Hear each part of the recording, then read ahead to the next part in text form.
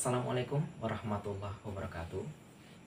Teman-teman semua, pada kesempatan ini kita akan mempelajari ilmu pengetahuan alam, di mana pada kesempatan ini kita akan mendalami materi tentang klasifikasi makhluk hidup.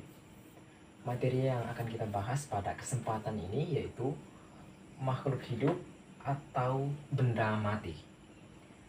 Untuk kita mengetahui makhluk hidup atau benda mati, maka kita tentunya harus mengetahui ciri-ciri dari setiap benda itu. Nah, ada beberapa ciri makhluk hidup yang akan kita pelajari pada kesempatan ini. Yang pertama yaitu suatu makhluk hidup tentunya harus memerlukan makanan. Tujuan kita melakukan atau makan yaitu untuk memperoleh energi, sehingga dengan energi kita bisa melakukan suatu usaha. Lalu yang kedua, ciri kehidupan yaitu suatu makhluk hidup itu harus melakukan proses pernapasan. Nah, kalau tidak bernapas berarti itu sudah mati. Nah, apa yang harus dilakukan dalam proses pernapasan? Nah, pernapasan itu sebenarnya itu proses kita menghirup oksigen atau O2 dan mengeluarkan karbon dioksida atau CO2. Kemudian yang ketiga yaitu suatu makhluk hidup itu harus ada ciri-ciri yaitu tumbuh dan berkembang. Maksudnya gimana? Yaitu dia harus adanya proses perubahan dari kecil ke besar. Misalnya suatu tumbuhan yaitu dari kecil kemudian dia akan tumbuh menjadi tumbuhan yang besar, atau misalnya dari anak ayam menjadi induk ayam, seperti itu.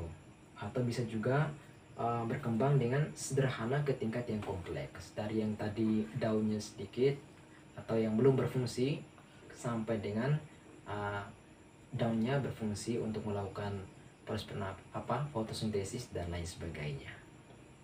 Kemudian ciri makhluk hidup yang keempat yaitu bergerak.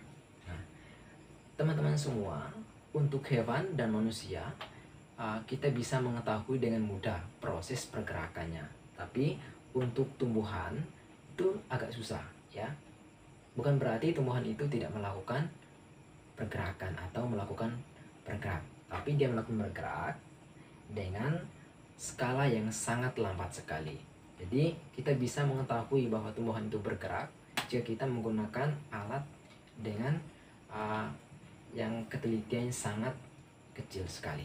Kemudian contohnya yaitu daun putri malu. Ketika kita menyentuhnya, daun putri malu itu akan menutup. Atau contoh yang lain misalnya bunga matahari. Nah, bunga matahari itu dia mengikuti sinar. Ketika pagi hari dia menuju ke timur, kemudian ketika siang dia menuju ke sinar matahari, sampai ke sore hari pasti bunga matahari itu akan mengikuti terus sinar matahari itu. Kemudian ciri makhluk hidup yang kelima yaitu mengambil dan menggunakan energi.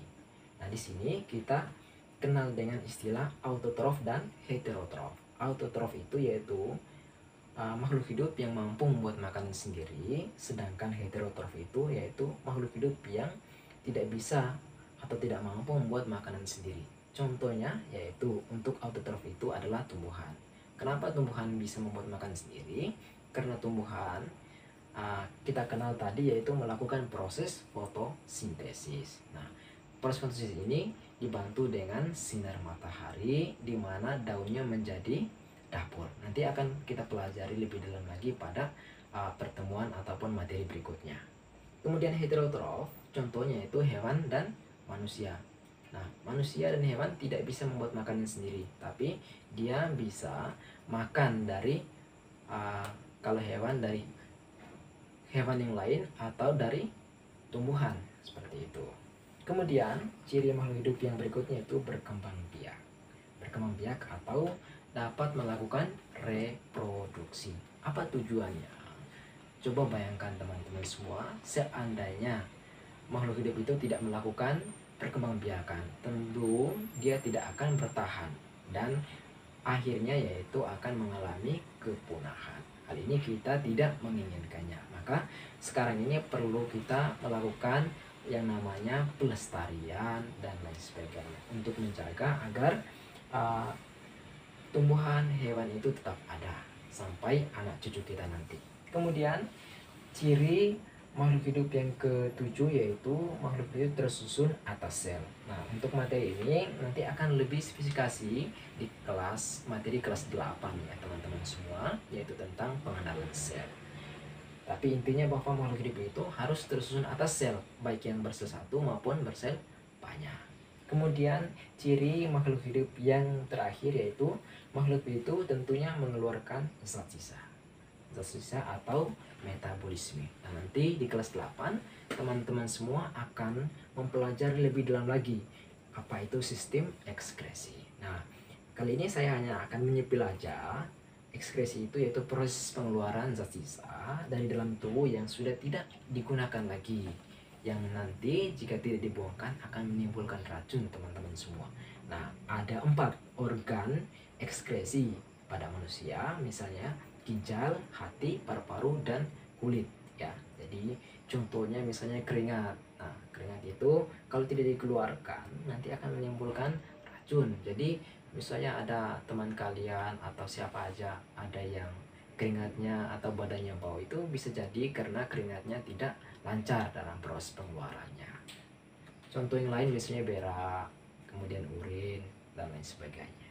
Oke teman-teman semua, untuk pertemuan atau pembahasan kali ini terkait dengan ciri-ciri makhluk hidup saya kira cukup. Semoga penjelasan ini bermanfaat untuk teman-teman semua. Saya akhiri dengan mengucapkan terima kasih dan tetap semangat untuk mempelajari ilmu pengetahuan alam.